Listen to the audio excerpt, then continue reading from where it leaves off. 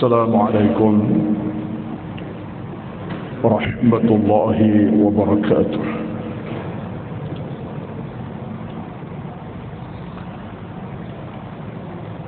إن الحمد لله نحمده ونستعينه ونستهديه ونستغفره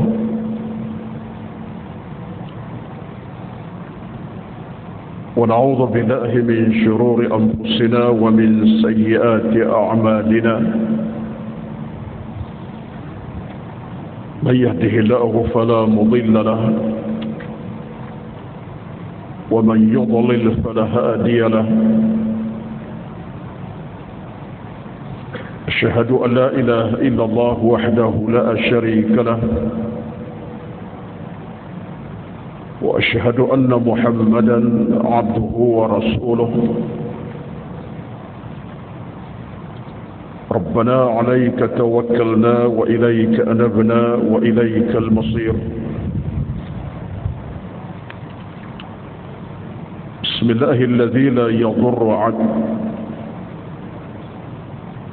اللهم أعنا على ذكرك وشكرك وحسن عبادتك. اللهم زدنا ولا تنقصنا وأكرمنا ولا تهنا وأعطنا ولا تحرمنا وآثرنا ولا تؤثر علينا وارضنا وارض عنا. بسم الله الذي لا يضر مع اسمه شيء في الأرض ولا في السماء وهو السميع العليم. اللهم رب يسر أمورنا ولا تعسر علينا إنك أنت العليم الحكيم. ولا حول ولا قوة إلا بالله العلي العظيم. اللهم رب اشرح لي صدري ويسر لي أمري واحلل عقدة من لساني يفقه قولي يا رب العالمين. أما بعد، أعوذ بالله من الشيطان الرجيم. بسم الله الرحمن الرحيم. الذي خلق الموت والحياة ليبلوكم أيكم أحسن عملا. Dialah Tuhan yang telah menciptakan kamu daripada tiada kepada sebuah kehidupan demi untuk menguji kamu siapakah yang paling terbaik amalnya, yang paling terbaik ibadatnya kepada Allah Subhanahu wa taala. Surah Al-Mulk ayat yang kedua.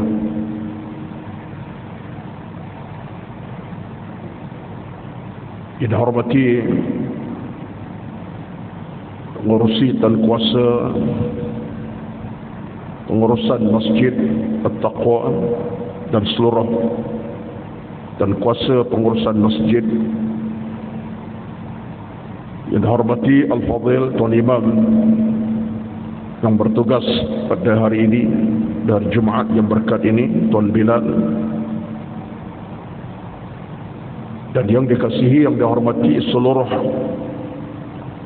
kehadiran para jamaah Jumaat, tuan-tuan sidang hadirin yang dirahmati Allah sekalian.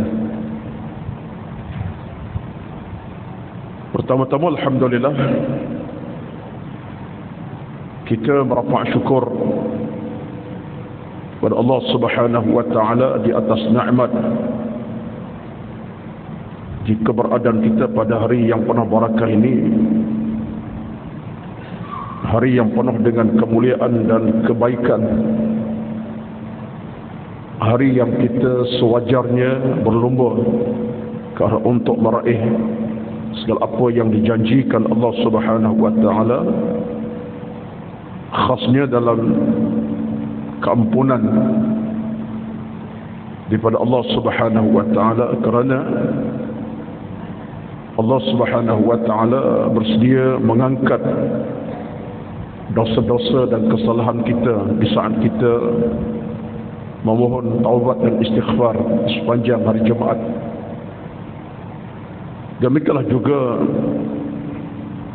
kita berupaya untuk meraih pahala yang sebesar-besarnya demi untuk kita meraih keberkatan rezeki dan harta kita melalui ibadat sedekah, infak, menyumbang pada hari Jumaat ini. Demikian juga kita akan dapat meraih suatu pahala yang begitu besar, menghubungkan hubungan cinta sayang kasih dengan Rasulullah sallallahu alaihi wasallam di saat kita memperbanyakkan selawat salam atas Nabi sallallahu alaihi wasallam. Kesemua itu merupakan pulangan-pulangan pahala by cash yang Allah janjikan kepada kita. Dan satu di antara amalan yang kita patut dan wajar usahakan di sepanjang hari Jumaat ini membaca suratul Kahfi. Membaca suratul Kahfi yang mengandungi 110 ayat.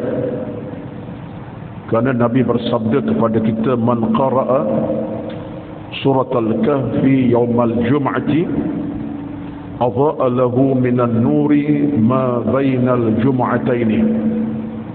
Dalam hadis yang disahihkan oleh Al-Albani, bersabda Nabi, barang siapa membaca surah Al-Kahfi pada hari Jumaat, Allah akan berikan cahaya kepadanya, cahaya yang terang benderang antara dua Jumaat. Dalam tempoh seminggu Jumaat ini akan datang, Allah cahayakan kepada kita. Cahaya bagaimana? Allah Maha mengetahui. Cahaya bentuk macam mana kita tak tahu, tapi itulah jaminannya. Allah cahayakan kepada hambanya dua Jumaat antara dua Jumaat. Jadi apa yang utama dari kesempatan Jumaat ini, kita ambil kesempatan itu dan sertakan sama. Di samping amal-amal tadi, saya mengajak diri saya untuk banyakkan doa, perintihan dan munajat atas apapun yang kita ingin munajatkan kepada Allah. Sekecil-kecil permintaan hingga sebesar-besar permintaan, doakanlah. Kerana dalam tempoh Jumaat sehari ini, daripada semalam maghrib hingga jam belum maghrib nanti, ada satu waktu Nabi sebut waktu yang paling mujarab, yang paling terbaik, yang Allah akan terima doa-doa kita berdasarkan hadis daripada Imam Al-Bukhari. Sabda Nabi, fiha sa'atun la yuwafiquha 'abdun muslimun wa huwa qa'imun yusalli yas'alullaha syai'an illa a'tah. Ada satu waktu di sepanjang Jumaat ini, bila mana kita solat kita jaga, solat asar ke maghrib kita jaga betul-betul, dan kita berdoa kepada Allah. Waktu itu kata Nabi, Allah akan terima doa kita dengan cara yang paling mudah. Kita minta, a'tahu, kita minta, Allah beri. Jadi ini satu peluang keemasan yang saya wajib rebut daripada semalam pun sampai sekarang, dan kita patut rebut peluang ini. Ini semua merupakan di antara rezeki yang bukan kepala. Satu rezeki yang benar-benar dijanjikan oleh Allah Subhanahu wa taala. Sementelahan kita dalam hidup ni, tuan-tuan, pastilah banyak benda yang kita nak daripada Allah. Banyak perkara yang kita nak daripada Allah, daripada Allah. Segala kemuliaannya lah, rintihan dalam bentuk nak minta sihat ke, dipulang kesihatan, dimudahkan rezeki, diberikan nikmat iman, apa-apa sajalah. Tak ada orang tak nak kepada sesuatu dia ingini, pasti ada. Maka hari Jumaat inilah salah satu waktunya ada dalam seharian kita berdoa. Allah akan kabulkan munajat kita, doa kita kepadanya. Mudah-mudahan kita beroleh apa yang diberi jaminan oleh Nabi sallallahu alaihi wasallam. Ini semua merupakan suatu perjalanan yang kita sedang lalui, dan hasilnya pastilah tidak akan mengecewakan kita. Dan agama ni tuan-tuan, dalam apa bentuk keadaan kita beribadat, kita beramal, tidak pernah mengecewakan kita sebenarnya. Sekalipun kita rasa macam tak dapat, aku minta, lambat aku dapat, tidak begitu sebenarnya. Kerana penilaian kita memang nak segera. Tapi Allah Maha Kaya. Bila dia nak beri, bila dia nak beri kepada kita, kita tak tahu. Tapi jangan kita lupa, Allah Subhanahu wa ta'ala tidak pernah bakhil kepada hambanya, dan tidak pernah tinggalkan hamba keseorangan. Sifat Allah sentiasa mendengar, melihat kita, dan mengetahui rahsia kita, dalaman kita, luar dan dalam. Ya'lamu kha'inatal a'yun wa ma tukhfis sudur. Allah tahu apa yang tersembunyi dalam hati nurani kita, perasaan, keinginan, kemahuan, doa. Yang luar pun lebih lagi Allah lebih mengetahui. Jadi satu di antara perkara yang kita jangan lupa dalam konteks Jumaat ialah menambahkan ibadat, menambahkan kekuatan dalam kita bermohon dan seumpamanya. Wallahul musta'an. Pada Allah kita mohon, pada Allah kita merintih, pada Allah kita minta, pada Allah kita berserah.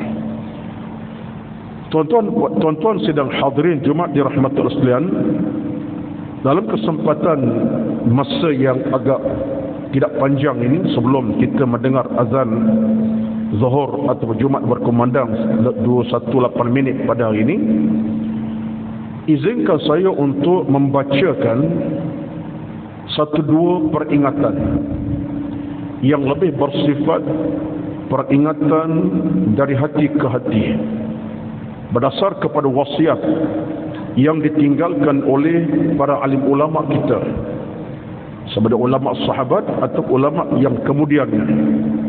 Saya akan pilih 2-3 ucapan ataupun wasiat yang pernah mereka sebut, dinukilkan dalam kitab yang mu'tabar. Antaranya untuk hari ini ialah kata-kata yang cukup menarik, indah, penuh dengan motivasi kepada kita, iaitulah kata-kata Uthman ibn Affan radhiyallahu anhu, sahabat yang merupakan menantu Nabi sallallahu alaihi wasallam, khalifah Islam yang ketiga, ahli syurga, dijanjikan oleh Allah Subhanahu wa taala, yang pasti banyak kelebihan yang ada kepada Uthman. Riwayatnya, disebut riwayatnya mengatakan begini, saya baca sebagai terjemahan dan ulas ringkas. Antara kata Uthman bin Affan radhiyallahu anhu,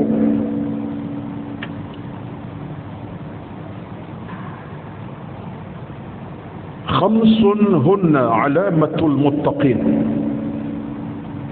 Ada 5 tanda orang bertakwa.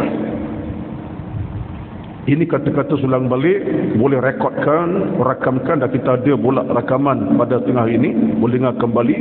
Siapa nak rekod secara live bertulis, tulislah, sebab ini kata-kata daripada seorang tokoh sahabat. Bicara penuh dengan pengisahan ilmu.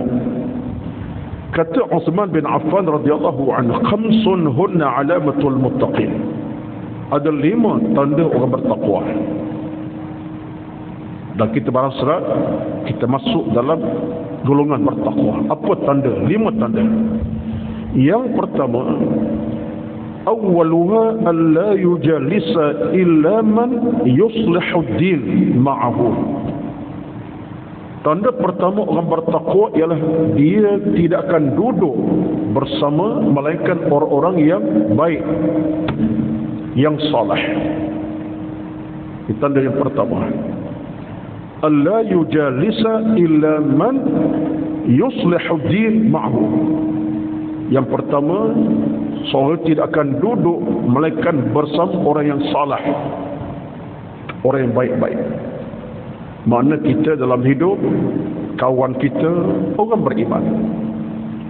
Kawan kita orang bertakwa, kawan kita ahli ibadat, kawan kita ahli masjid, kawan-kawan kita orang yang kenal iman dan takwa. Ini tanda pertama kata Uthman Affan radhiyallahu anhu.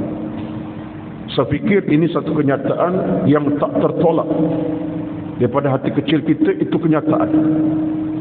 Kerana orang yang salah bila kita dampingi, ada kesalahan kita akan dapat daripadanya. Semacam dalam hadis Nabi sebutlah, itu bayangan yang Nabi sebut kepada kita.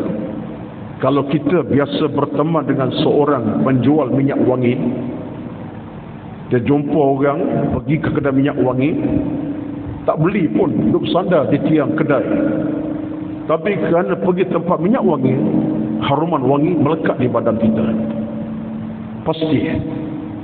Tak perlu sampai 2 hari duduk, 2 jam, 20 minit pun haruman yang akan melekat di badan kita.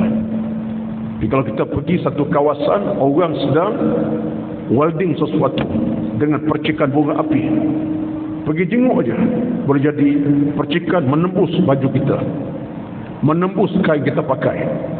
Percikan itu merosakkan baju kita, tak pasal-pasal. Jadi bayangan menunjukkan kepada kita, bila kita berkawan orang yang salah, insya-Allah ada barakahnya.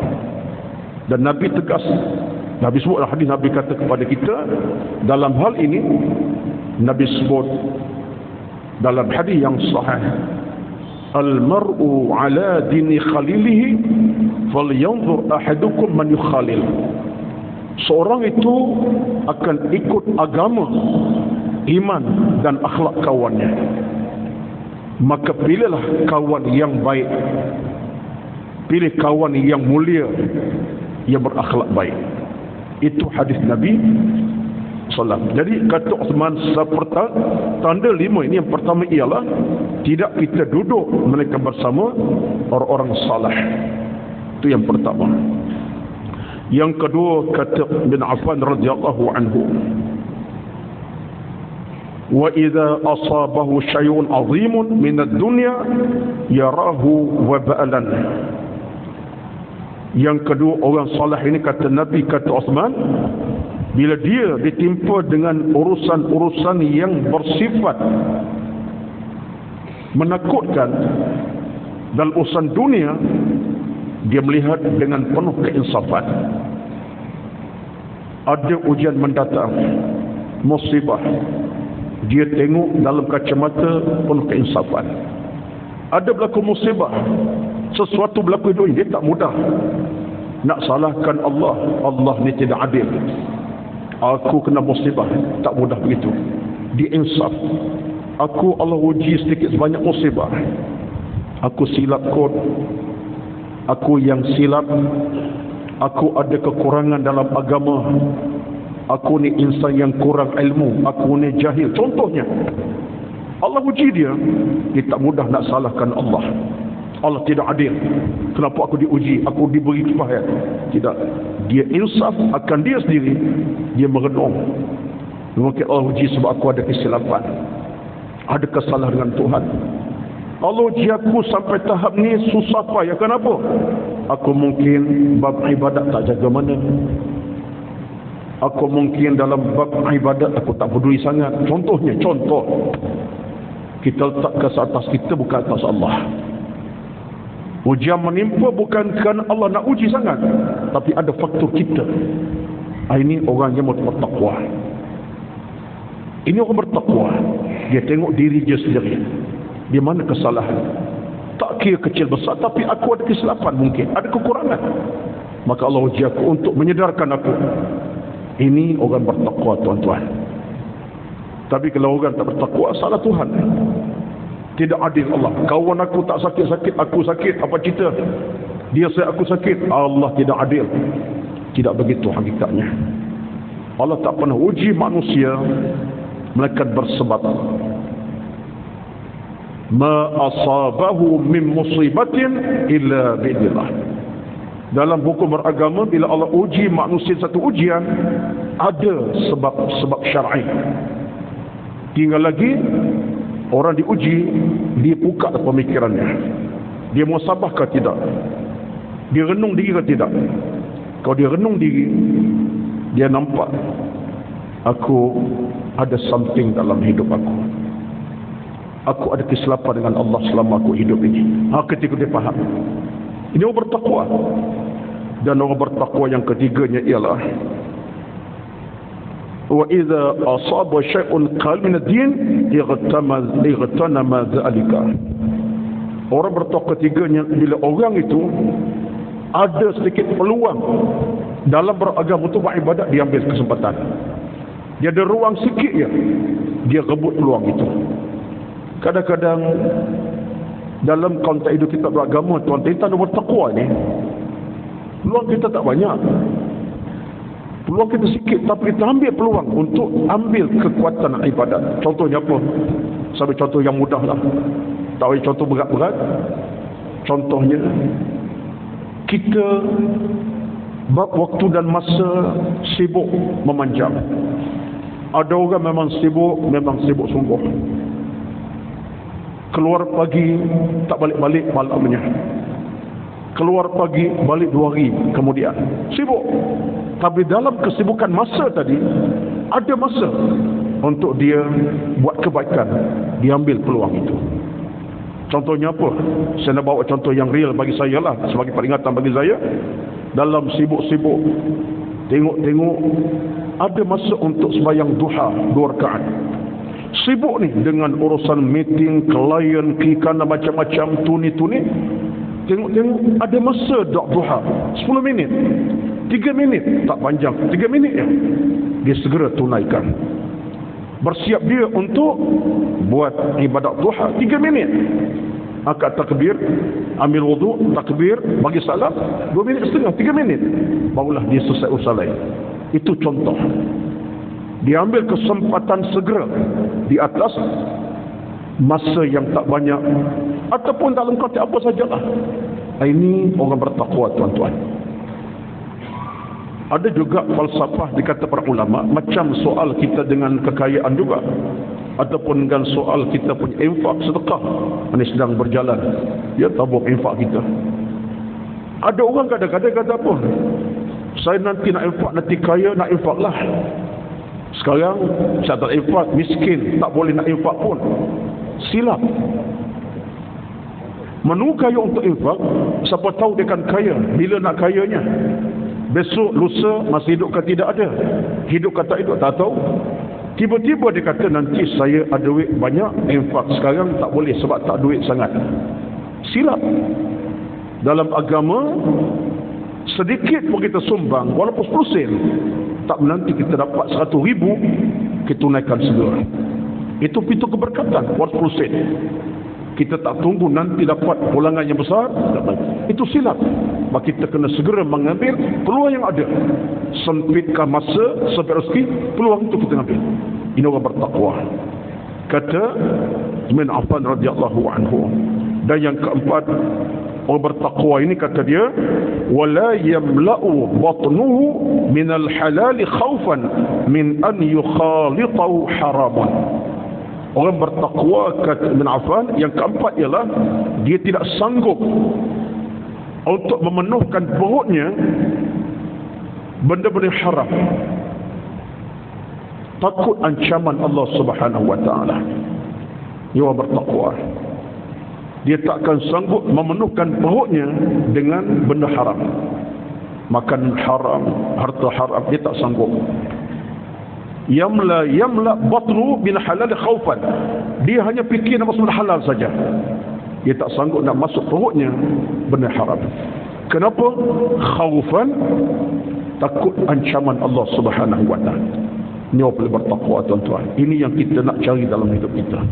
Perasaan, kemahuan dalam kerangka nak masuk dalam perut kita, walaupun sikit, walaupun ais botol kecil harga RM1, sekalipun yang halal, tidak yang haram.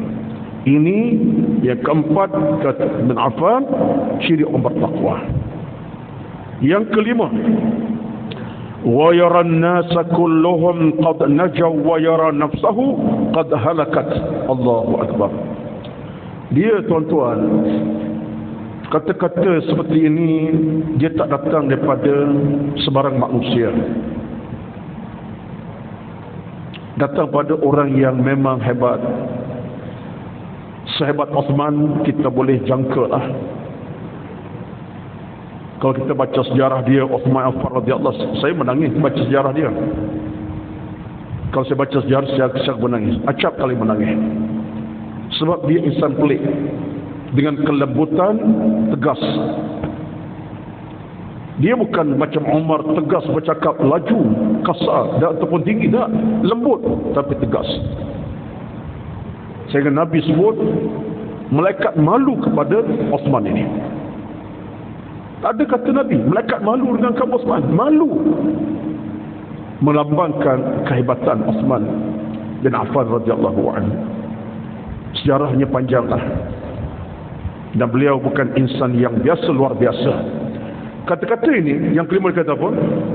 Wa yaran nasa kulluhum qad najaw wa yaran nafsa qad halakat. Orang bertakwa ni, dia melihat orang lain semuanya berjaya, selamat, dia rasa dia yang gagal. Tengok tuan-tuan,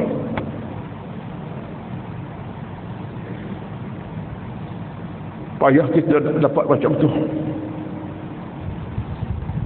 Sulang baliklah. Kata Osman, orang bertakwa, dia tengok orang lain semuanya berjaya, beruntung, sejahtera, dia yang gagal, dia yang kecundang, dia kecewa. Nampak tuan-tuan? Dia rasa dia yang gagal, dia yang gagal, dia yang kata halakat ni kecundang lah, binasa. Orang lain semua berjaya, insya-Allah Allah pandang dengan pandangan rahmat, berjaya sampai ke syurga, tapi dia ini gagal. Dia tengok pribadi dia yang kurang, orang lain lebih gagal. Tuan-tuan, hari ini kita boleh pukullah kepada kita. Saya tak fikir saya macam disebutkan ini, saya lah. Mungkin saya nampak orang lain, alah siapa dia, aku lebih. Dunia kita sekarang, lepas tu dunia sekarang ni kalau tengok orang, kita tengok pandangan sinis. Tambah dunia sekarang, dunia benci membenci, kata mengata, keji mengkeji. Dunia sekarang tengok orang, kacamata kita, tengok tu pada muka, memang masalah dia ni berangai. Dia tengok orang punya keaiban, cepat dia nak angkat keaiban orang. Satu keaiban orang diangkat, sedang kita ada 10 keaiban yang Allah tak tunjuk pada orang keaiban kita. Percayalah, Allah tutup keaiban kita. Kalau kita Allah buka, lebih tu pada orang lain kita punya keaiban, kekurangan kita. Dunia sekarang, saya kata saya bukan tuan-tuan, kita cepat nak hukum orang lain.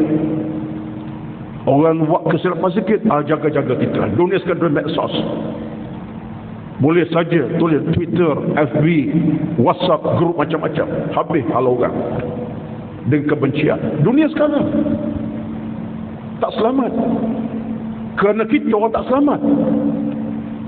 Tapi Osman kata, orang bertakwa, dia nampak orang semua berjaya, bahagia orang lain, yang celaka dia, yang kurang dia, yang lemah dia. Tuan-tuan,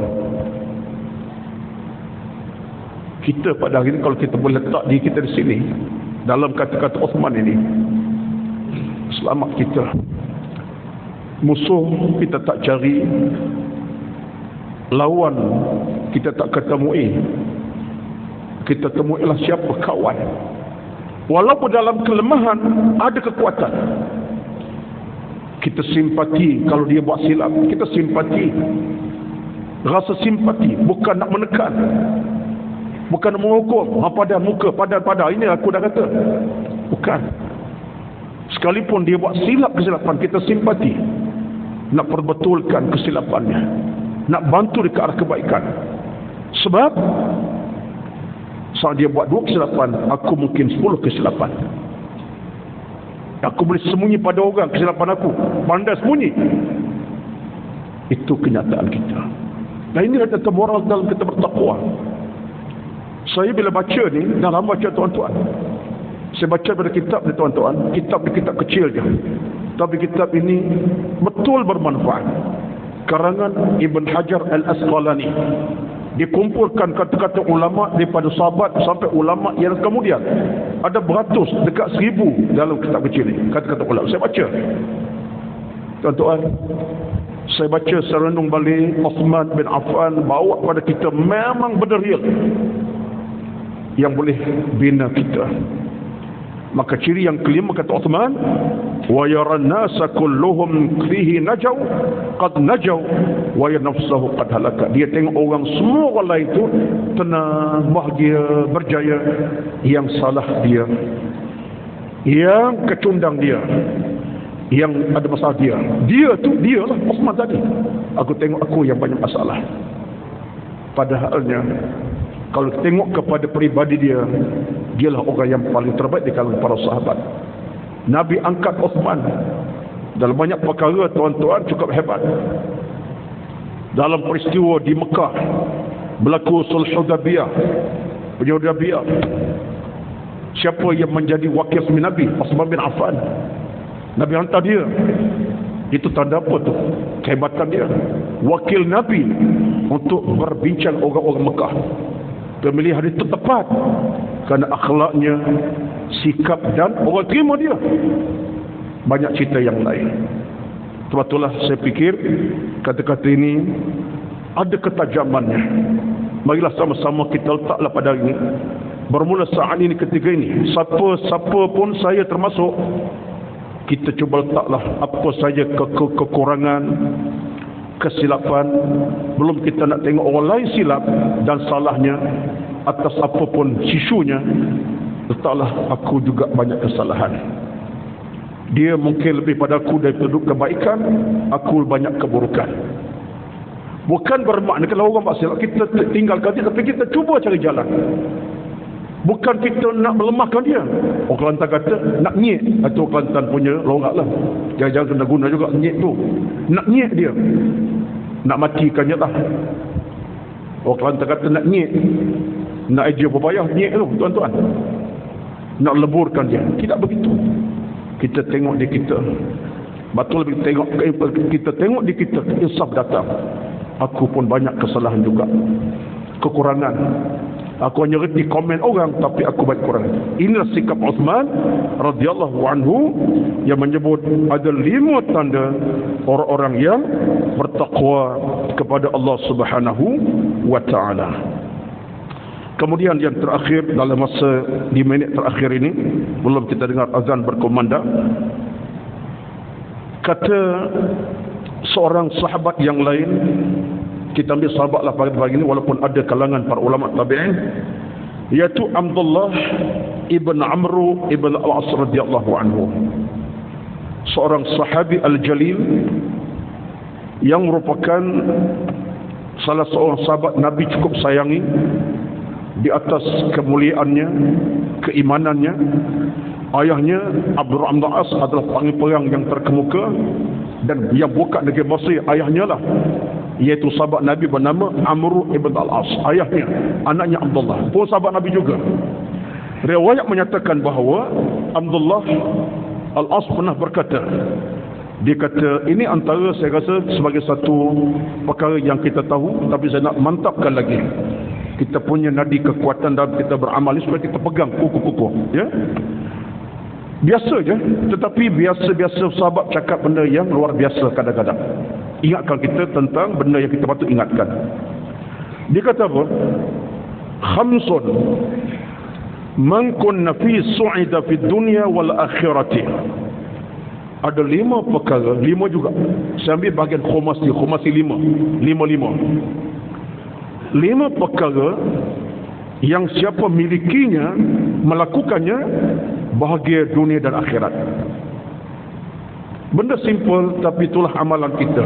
Dan kita nak buat, kita nak amalkan sepanjang hidup sampai mati. 5 benda, 5 perkara kita buat, kita amalkannya, su'ida, bahagia dunia akhirat. Yang pertama, awwaluha an yadhkura la ilaha illallah Muhammadun Rasulullah waqtan ba'da waqtin. Simple tuan-tuan. Tapi ini amalan utama kita. Yang pertama kata Abdullah bin Abdul As radhiyallahu anhuma, yang pertama apa dia?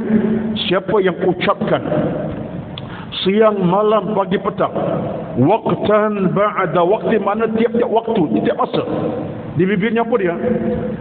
La ilaha illallah Muhammadun Rasulullah. Itu dia zikir kita malam, siang, pagi, petang. La ilaha illallah Muhammadun Rasulullah. La ilaha illallah Muhammadun Rasulullah. Itu dia.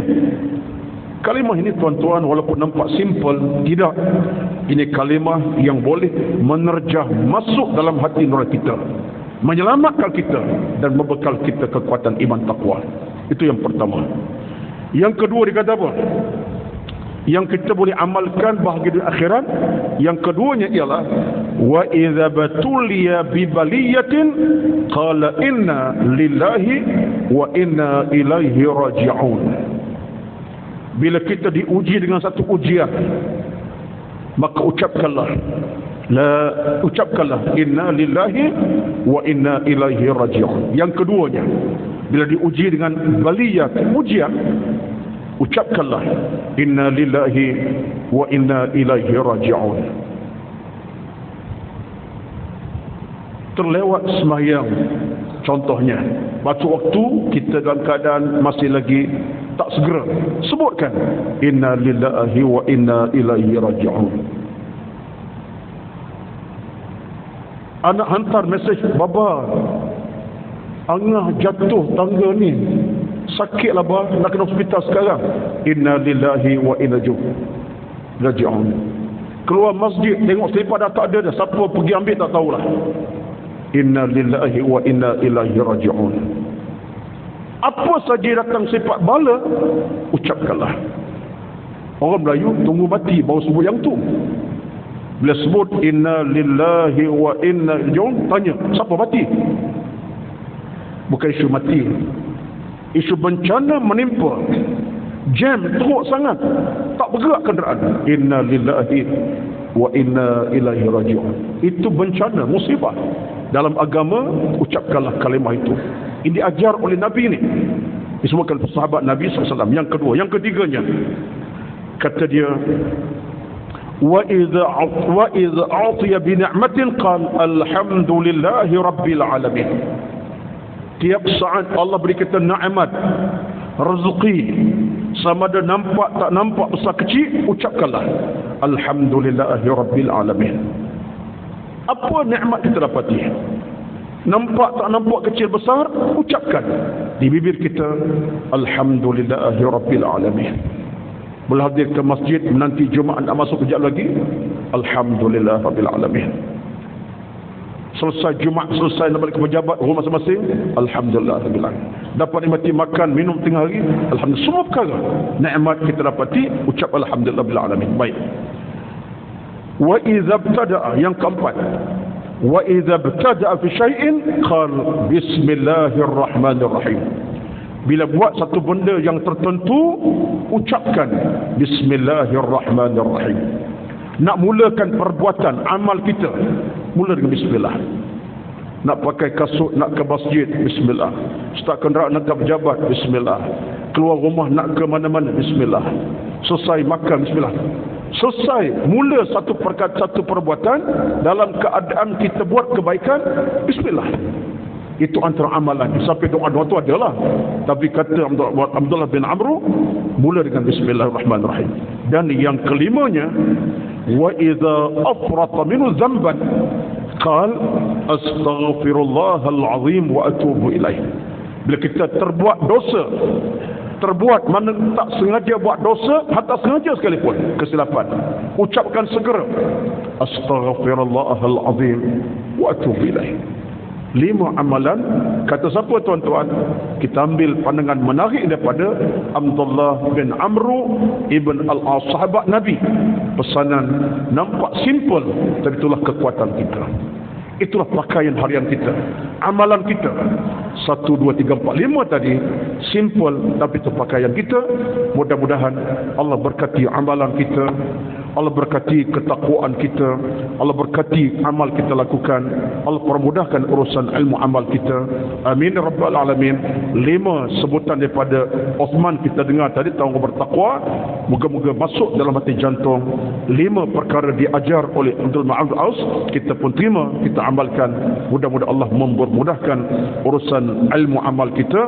Wallahu alam. Aqulu qawli hadza astaghfirullahalazim li wa lakum wa li sa'iril muslimin wal muslimat fastaghfiruhu wa ghafurur rahim. A'udzu billahi minasy syaithanir rajim. Bismillahirrahmanirrahim. Alhamdulillahi rabbil alamin. Wassalatu wassalamu ala sayyidina Muhammad wa ala alihi wa sahbihi ajma'in. Allahumma inna nas'aluka al-huda wat-tuqa wal-'afafa wal-ghina wazidna wa la tanqusna. Rabbana atina fid dunya hasanah wa fil akhirati hasanah wa qina 'adzaban nar. Walhamdulillahi rabbil alamin. Taqabbalallahu minkum. Assalamu alaikum warahmatullahi wabarakatuh.